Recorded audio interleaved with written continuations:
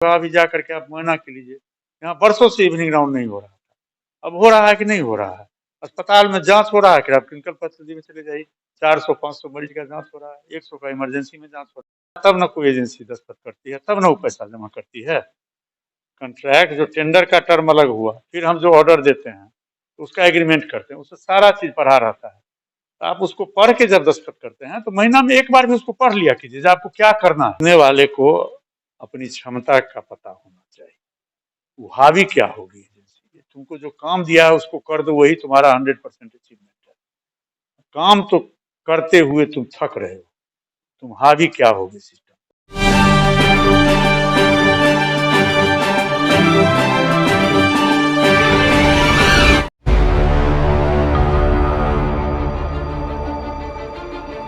नमस्कार, बिहार मिथिला न्यूज में आपका स्वागत है। मैं मनोज। और बदलती परिस्थिति दरभंगा डीएमसीएच जो कि हजारों मरीजों की भावनाओं को लेकर के कार्य कर रहा है, हम लगातार कभी कभी वैसी परिस्थिति से आपको इसलिए अवगत कराते हैं। और हाँ, सही में हम डीएमसीएच का प्रचार करते हैं, इसलिए प्रचार करते हैं कि उन तमाम गरीबों की आंखों में जब हम देखते हैं कि वो टकटकी निगाहों से डीएमसीएच की ओर देखता है, जहाँ उसका मुफ्त में इलाज होता है, मुफ्त में जांच होता है, ऐसे में मरीजों के लिए हम काम करते हैं। डीएमसीएच अधीक्षक है हमारे साथ डॉक्टर हरिशंकर मिश्रा, जिन्होंने जीएमसीएच की स्थिति को बदला है, कई क्षेत्रों में बदला है। जो डॉक्टर नहीं आते थे, समय पर डॉक्टर आ रहे हैं, कर्मी काम कर रहे हैं। और भी कई चीज हैं जो अभी बदलाव हो रहा है। एक चीज आपको बता दें, अभी सबसे ज्यादा डेंगू को लेकर के है, जिसमें 2-4 दिन पहले गंभीर मरीज, चूंकि छठ, दशहरा, दीपावली में आए थे। डेंगू विभाग में क्या? डेंगू के मरीज को यहाँ सारी सुविधाएं, जांच, दवा, चिकित्सकों की सुविधाएं मुहैया कराई जाती है। अभी तक मेरे यहाँ सिर्फ एक डेंगू मरीज की मौत हुई है, आईसीयू में था वो, बहुत गंभीर स्थिति में है। उसके इलाज में कहीं कोई दिक्कत नहीं है।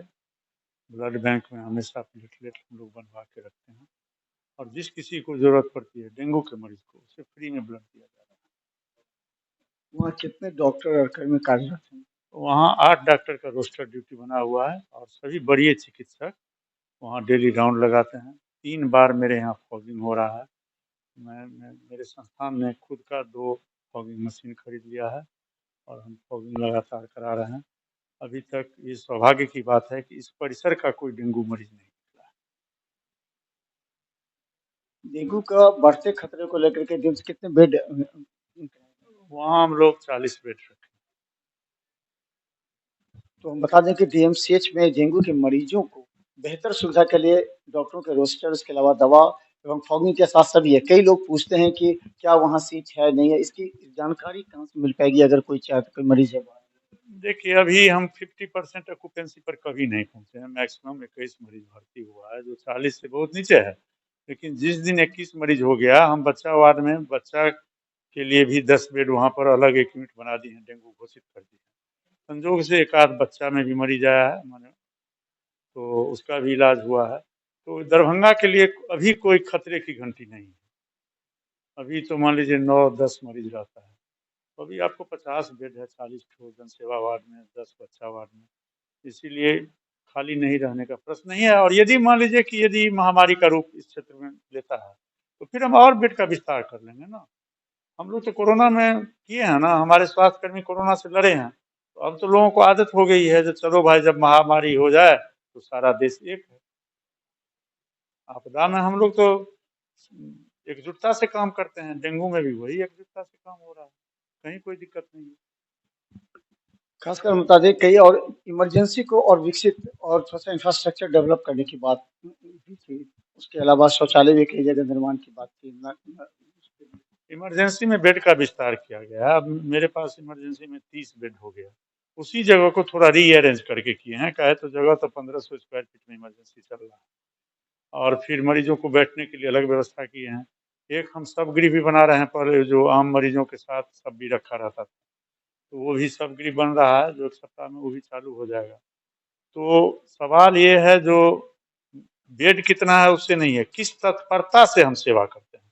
मान लीजिए कि बेड 10 हो, और हम एक मरीज को इलाज करने में 1 घंटा लगा दें। अब बेड 30 है, और यदि हम आधे आधे घंटा में डिस्पोज करते जाएं, वार्ड में उसको भेजते जाएं, स्टेबल कर लें और वार्ड में भेजते जाएं, तो इफिशियंसी बढ़ जाता है। तो हम चाहते हैं हमारी जो टीम है, मेडिकल की टीम है, नर्स की टीम है, चिकित्सकों की टीम है, इफिशियंटली इमरजेंसी मरीज को हैंडल करें, और वो हो रहा है। सारी सुविधाएं, जैसे जांच के लिए पहले दिक्कत थी। अब हमारा इमरजेंसी में जांच घर हो गया है, सुपर स्पेशलिटी में 24/7। तो ये सुविधा बढ़ गई है, डिजिटल एक्सरे हो रहा है, 2 शिफ्ट में भी हो रहा है। हो सकता है अगले महीना से हम उसको 3 शिफ्ट कर दें। तो इस तरह से जो है ना एफिशिएंसी डॉक्टरों का भी बढ़ेगा और मरीजों को भी बेहतर इलाज जल्द से जल्द संभव हो सकेगा। और हम सबसे खास बात बताना चाहेंगे, कई डॉक्टरों से भी हमें वार्ता हुई है। कहा जाता है कि अधीक्षक थोड़ा कड़े तेवर में दिखाते हैं, लेकिन हम बता दें कि जो डॉक्टरों का जो ड्यूटी होता है वो काफी महत्वपूर्ण है, भगवान के दूसरे रूप कहे जाते हैं। और अगर क्लिनिक में रहते हैं, यहाँ नहीं आते हैं, समय पर नहीं रहते, इसकी चर्चा होती थी।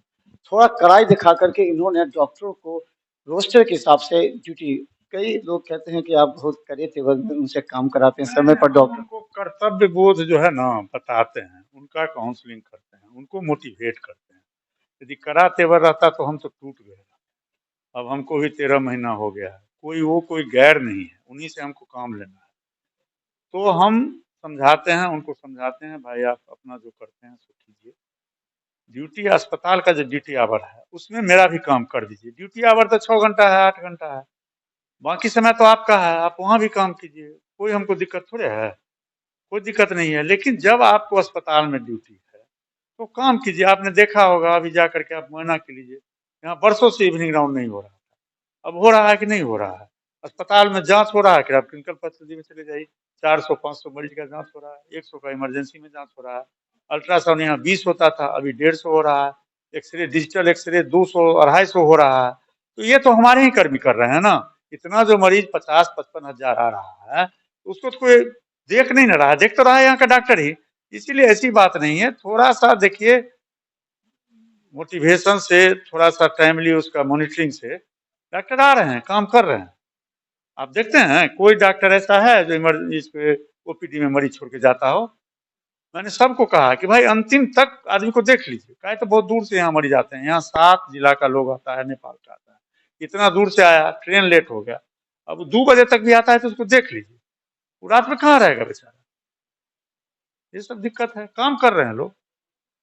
निश्चित तौर पर, क्योंकि एक जिम्मेवारी, उन्होंने जिम्मेवारी का बोझ है। लेकिन इतना तो लोग कहते हैं कि अब डॉक्टर आ रहे हैं, ये सबसे बड़ी विषय है। दूसरा बात ये होता है कि जीएमसीएच के जो कुछ हैंड्स हैं जो काम करते हैं, जिसमें पैरामेडिकल हैं, डॉक्टर्स हैं, इसके अलावा जो आपके साथ जो एजेंसियां हैं, एजेंसियां भी काफी काम करती हैं, उनकी भी अलग अलग भूमिका है और उनकी जिम्मेवारी भी है। उन पर भी कड़ाई से तेवर रखने की जरूरत है। एजेंसियों के बीच कभी कभी भ्रम हो जाता है, एजेंसी कभी कभी अपने आप अपने तरीके से डील कर लेने लगती है, जबकि उसका कॉन्ट्रैक्ट अलग होता है, एग्रीमेंट अलग होता है। इसमें आपने क्या कि एजेंसी को कुछ नहीं है, एजेंसी आईना देखे। कॉन्ट्रैक्ट का टर्म्स जो है एक्सेप्ट होता है तब ना कोई एजेंसी दस्तखत करती है, तब ना वो पैसा जमा करती है। कॉन्ट्रैक्ट जो टेंडर का टर्म अलग हुआ, फिर हम जो ऑर्डर देते हैं तो उसका एग्रीमेंट करते हैं, उससे सारा चीज पढ़ा रहता है। तो आप उसको पढ़ के जब दस्तखत करते हैं तो महीना में एक बार भी उसको पढ़ लिया कीजिए, जो आपको क्या करना है और कहाँ पर आप पिछड़ रहे हैं, उसको काम कीजिए। काम तो करना ही होगा। अब सफाई जो है, रोज वार्ड गंदा होगा, मैं ये नहीं कहता हूँ कि वार्ड कहाँ ये है वो है, लेकिन शौचालय तो रोज 4 बार जाते हैं ना, मरीज जाते हैं, मरीज का परिजन जाता है, तो उसको तो आपको 3 बार 4 बार साफ करना ही होगा। ऐसा थोड़ी है जब आप सुबह में कर देता आपको काम की मुक्ति मिल गई। उसी तरह बिजली जो कटेगा, लाइन कटेगा, तो जो विद्युत का एजेंसी है जो मेंटेनेंस देखता है, उसको तो दौड़ के रात में भी जाना ही होगा, कहीं बल्ब फिट किया है तो। इसमें कोई नई बात तो नहीं है, उसको तो नाव चलाने के लिए नहीं कह रहे हैं, कह रहे हैं कि भैया तुमको जो एग्रीमेंट हुआ है तुम उस हिसाब से काम करो। तो क्या लगता है कि ये एजेंसियां कभी कभी हावी होने का प्रयास करती है? कई बार हमने ये भी देखा है कि जो मुख्य एजेंसी है वो दूसरे को दे देती है, जिसको उतना नॉलेज नहीं होता, ज्ञान नहीं होता, लेकिन वो सोचती है कि बाहर की एजेंसी है तो लोकल पकड़ के वजह से वो काम करेगी। ऐसे में ही कभी कभी बदनामी होती है। तो उस परिस्थिति में किस तरह के आप इसको देखिए, आसमान खुला है, किसी को उड़ने से आप नहीं रोक सकते, लेकिन उड़ने वाले को अपनी क्षमता का पता होना चाहिए, वो हावी क्या होगी एजेंसी। तुमको जो काम दिया है उसको कर दो, वही तुम्हारा 100% अचीवमेंट है। काम तो करते हुए तुम थक रहे हो, तुम हावी क्या होगे सिस्टम पर। उनसे भी हम अनुरोध करेंगे आपके इस पे, वो काम कर दे। काम करेंगे तभी यहाँ रहे, नहीं करेंगे, सरकारी काम है ना, हमको भी ऊपर से देखने वाले मेरे बड़ी पदाधिकारी हैं, मंत्री, वो तो नहीं रह पाएंगे यहाँ। जो काम नहीं करेगा वो नहीं रहेगा। अभी बात समझ एक अंतिम सवाल, आप 13 माह से रहे हैं, आपको बहुत अनुभव हो गया हो, कटु अनुभव हुआ होगा। कभी नेताओं से डील करना पड़ता होगा, जो नेता फ़ोन करते हैं मरीजों को लेकर के, कभी अधिकारियों का फ़ोन आता होगा, कभी मरीज के परिजन का फ़ोन आता है, कभी डॉक्टर विषम परिस्थिति में फ़ोन करते हैं, कर्मचारी हैं, एजेंसियाँ हैं, हर तरह के। इसके अलावा कभी-कभी जो विभागीय कार्य होते हैं पटना से, उनके अधिकारी, किस तरह आप विश्लेषण करते हैं? कितना ये तनाव भरा काम है और इसको किस तरह आप कर पाते देखिए देखिए नेताओं को जो जनप्रतिनिधि हैं, 2-3 कैटेगरी के अंदर, एक जो जनप्रतिनिधि है, जनप्रतिनिधि को जनता के लिए काम करवाने का, फ़ोन करने का अधिकार है। अपने उसी अधिकार के तहत वो हमको फ़ोन करते हैं, हम सोचते हैं कि यदि कोई आदमी सही में इलाज में उसको कहीं त्रुटि हो रही है और कोई जनप्रतिनिधि मान लीजिए उसको कह रहे हैं, तो उसको हम दिखवा लेते हैं और उसको मदद मिलती है। लेकिन आप जनप्रतिनिधि की बात छोड़िए, आम आदमी भी यदि हमको फ़ोन करता है, तो 10 से 15 मिनट में उसको रिस्पॉन्स मिल जाता है। कभी-कभी वीसी वगैरह में रहते हैं, थोड़ा टाइम लग जाता है। लेकिन उसको भी उसी, आप ही नहीं समझिए जो उसको हम फर्स्ट क्लास में बैठा देते हैं, उसको सेकंड क्लास में बैठा देते हैं। उसका भी काम करते हैं। कभी आप डिटेल में आइएगा, अपने कॉल को, फ़ोन कॉल को दिखाते हैं। मेरा यही काम है, हम कोनो ऑपरेशन करते हैं। मेरा यही काम है मरीज को सुविधा दिलाना, वही कर रहे हैं। हो हैं? गया। लेकिन हम बता दें, एक बहुत बड़ी ज़िम्मेवारी, क्योंकि यहाँ 55-60 हज़ार मरीज हर महीने ही आते हैं यहाँ पर। उनको इलाज के साथ दवा उपलब्ध कराना, पैरामेडिकल डॉक्टर्स के अलावा यहाँ की पूरे मैनेजमेंट को देखना एक बहुत बड़ी ज़िम्मेवारी है। लेकिन ज़रा समझिए, अधीक्षक के ऊपर भी कोई बैठा है। तो तमाम डॉक्टर, पैरामेडिकल स्टाफ जो कभी-कभी ये कहते हैं कि हम पर दबाव होता है, उनको भी समझने की आवश्यकता है, क्योंकि अधीक्षक के ऊपर भी कोई है, जो बार-बार अधीक्षक से कहता है कि आप सिस्टम के हिसाब से काम करवाइए। और ये इसी स्टाफ से काम कराना है, क्योंकि यही डीएमसीएच को और विकसित करना है, ताकि हज़ारों मरीजों का जो आशा है डीएमसीएच पर, वो कायम हो सके। देखते रहिए बिहार मितान न्यूज़। धन्यवाद।